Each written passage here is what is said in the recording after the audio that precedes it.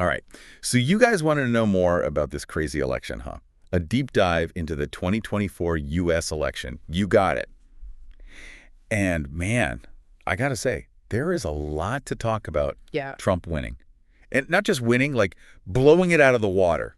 It was a landslide. Landslide. Yeah. Totally flipped the script on what a lot of people were thinking was going to happen. Mm-hmm.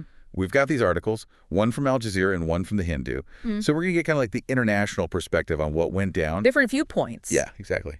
And I think you're going to be pretty surprised by some of the things we found. Oh, So yeah. buckle up. This was a big one. It was big. I mean, to start with just how decisive the win was, Trump took both the Electoral College and the popular vote.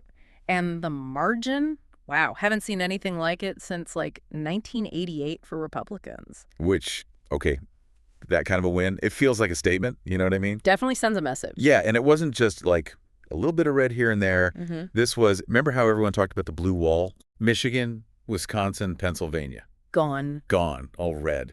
I mean, those states, if I'm remembering right, they were pretty important for Trump back in 2016 too, right? Oh, absolutely. Crucial to that victory. And it looks like, yeah, that focus paid off again. So the strategy worked twice. But there's more to it than just that, right? I mean, both Al Jazeera and The Hindu, they both highlight the economy as being this, like, huge factor. Yeah. It seems like for a lot of voters, their own wallets, the issues that hit them, like, directly in their pocketbook, Yeah. that kind of overshadowed everything else. Yeah, no, that makes total sense. I mean, Yeah. inflation was like the word of the year, basically, during the whole campaign season. And Al Jazeera, they were talking about how those rising costs, that really hit working class families hard. And it makes you wonder, is this just an American thing? Or is this like a global trend, this economic anxiety turning into these big political swings? Ooh. Something to think about. All right, okay, but here's the part I'm like still processing, right? Yeah.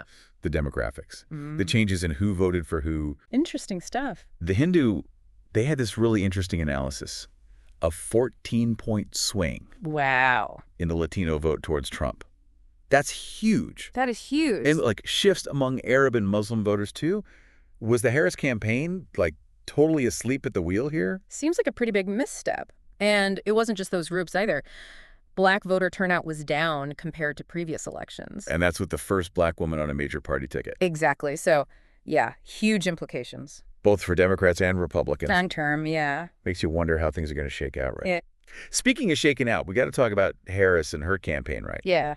She didn't have a ton of time to get ready after Biden dropped out, right? Very limited. So do you think that, like, lack of prep time, did that hurt her chances? I think it definitely played a role.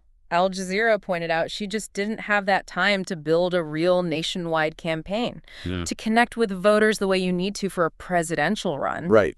But they also said she had trouble, like, setting herself apart from Biden policy-wise, so voters might have looked at it and been like, why her? We already know what we're getting with the, established platform. So, okay, bottom line, Trump's back in the White House. What's that mean for the rest of the world? That is the question, isn't it? What about the Middle East? What about the war in Ukraine? Global trade deals? What are we thinking? Well, it's early, but, there are going to be ripples. The Hindu, they were particularly worried about Asia, geopolitics in Asia, especially with Trump's history on China and trade. But it's all connected, right? International relations, it's complicated. It'll take time to really see how this all plays out. Man, that's a lot to take in. You guys just got like a crash course in this historic election. But here's one last thing to think about.